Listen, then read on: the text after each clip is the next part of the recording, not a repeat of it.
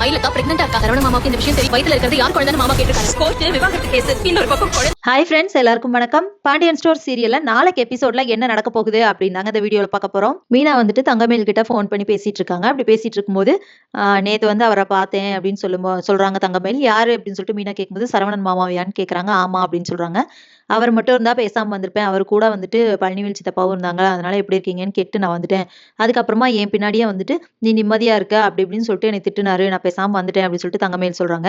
சரி பரவாயில்ல விடுங்க, நீங்க எதுவும் ஃபீல் பண்ணாதீங்க அப்படின்னு மீனா சொல்லிட்டு போனை வச்சிடுறாங்க. கரெக்டா அவங்க போனை வைக்கும்போது செந்தில் வராரு. நீ யார்கிட்ட இப்படி அடிக்கடி பேசிட்டு இருக்க அப்படின்னு சொல்லி கேட்கும்போது ஷியாமலா கிட்ட பேசுறேன் அப்படின்னு சொல்லி சமாளிக்கிறாங்க. என்னமோ திருட்டுத்தனம் பண்ற நீயே அப்படின்னு சொல்லிட்டு அவரும் சொல்றாரு. அதுக்கப்புறமா மீனா குளிச்சு கிளம்புறாங்க. என்ன நேரமே கிளம்பிட்ட அப்படின்னு சொல்லிட்டு செந்தில் கேட்கும்போது கோயிலுக்கு போறேன் அப்படின்னு சொல்லிட்டு கிளம்பிடுறாங்க. இரு நானும் வரேன் அப்படின்னு செந்தில் சொல்றாரு. ஆனா அவர் அவாய்ட் பண்ணிட்டு இல்ல நான் கிளம்புறேன் அப்படின்னு சொல்லிட்டு அவங்க கிளம்பி போயிடுறாங்க.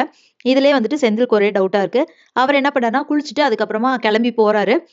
பார்த்தா அவன் கோயிலுக்கு போய் பார்த்தா அங்க மீனாவும் தங்கமேலும் பேசிட்டு இருக்காங்க.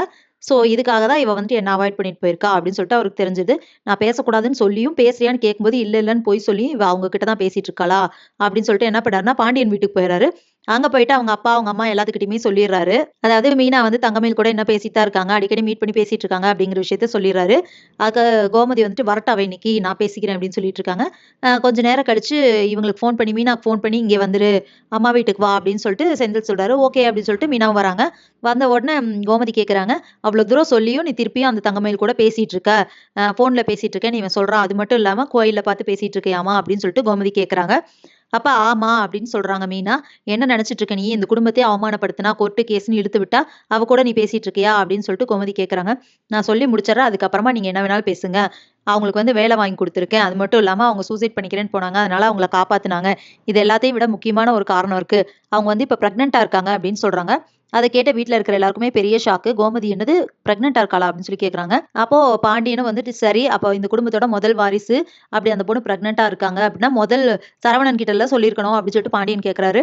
அப்போ மீனா சொல்றாங்க ஆமா சரவணன் மாமாவே ஒரு நாள் கோயிலுக்கு வர சொல்லி இந்த விஷயத்த சொன்னோம். ஆனா அதை கேட்டுட்டு அவர் என்ன சொன்னார்னா நீ பிரெக்னென்ட்டா இல்ல பொய் சொல்ற அப்படின்னு சொல்லி அவங்க கிட்ட சொன்னாங்க. அப்ப அவங்க மெடிக்கல் ரிப்போர்ட் காமிச்சதுக்கு அப்படி ஒரு வேளை நிஜமாவே நீ பிரெக்னென்ட்டா இருக்கனா அந்த குழந்தைக்கு நான் அப்பாவா இருக்க முடியாது அப்படின்னு சொன்னாரு அப்படின்னு மீனா சொல்லிடுறாங்க. இதை கேட்டு கோமதிக்கு செம்ம டென்ஷன் ஆயிருது. ஆயிரம் தான் இருந்தாலும் இப்படி பேசலாமா அப்படின்னு யோசிச்சுட்டு இருக்காங்க. கரெக்டா கொஞ்ச நேரத்துல வந்துட்டு சரவணனும் வீட்டுக்கு வராரு.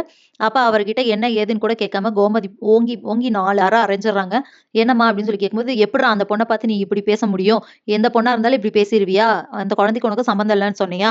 அவ என்னதான் பிரச்சனையா இருக்கட்டும், கோர்ட்டு கேஸ்ன்னு என்னென்னமோ பிரச்சனையா இருந்தாலுமே நீ இப்படி பண்ணது தப்பு. எதுக்கு அவளை இப்படி சொன்ன அப்படின்னு சொல்லிட்டு சத்தம் போடுறாங்க. நீ உனக்கு அந்த விஷயம் தெரிஞ்சோன்னு அது வீட்ல எல்லாம் சொல்லியிருக்கணும். அதை சொல்லாம நீ எதுக்கு உன் இஷ்டத்துக்கு இப்படி பேசியிருக்க அப்படின்னு சொல்லி திட்டுறாங்க.